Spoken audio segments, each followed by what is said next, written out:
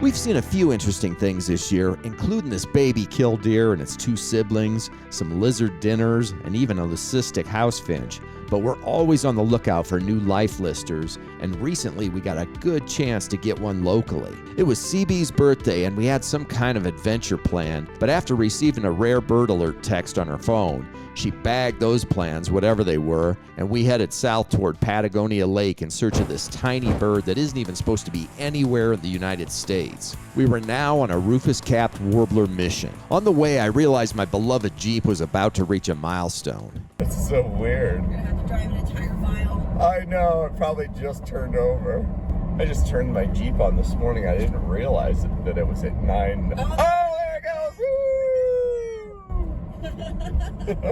The small things in life, right? So anyway, we went out on this trek without much prep and found ourselves a mile from the parking lot on the trail circling the lake, searching in vain for this renegade warbler.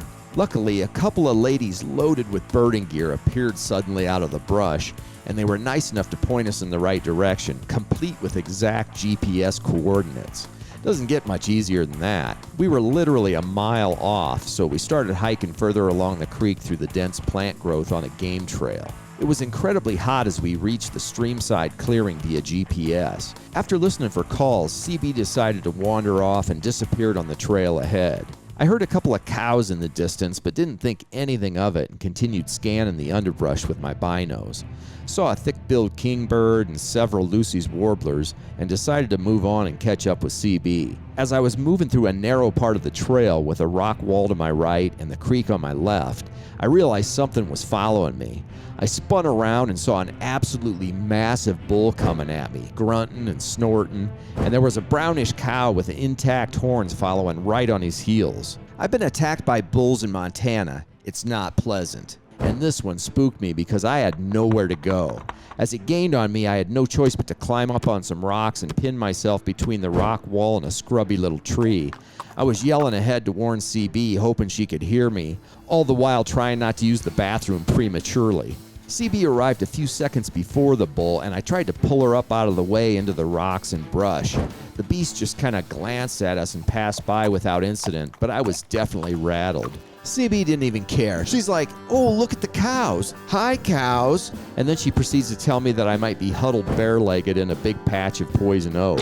Awesome. I lucked out, though. No poison ivy or poison oak. Other than a few scratches on my legs and hands from the mad scramble, I was good to go.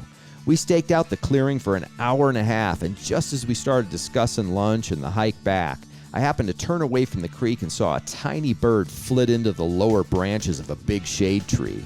I grabbed my binos and bam, there he was, singing away. The little guy was too far away for good pictures, but I did manage to get one good enough shot for a solid ID. He bounced off a couple of leaf clumps and was gone as fast as he got there, but it was mission accomplished. Birthday bird for CB. We were out of food and water, famished, and still had over a mile of jungle to wade through, but it was all worth it. We ended up chowing down at the restaurant, marveling over the wondrous wanderings of the Rufous Capped Warbler, already planning our upcoming afternoon hours of adventure.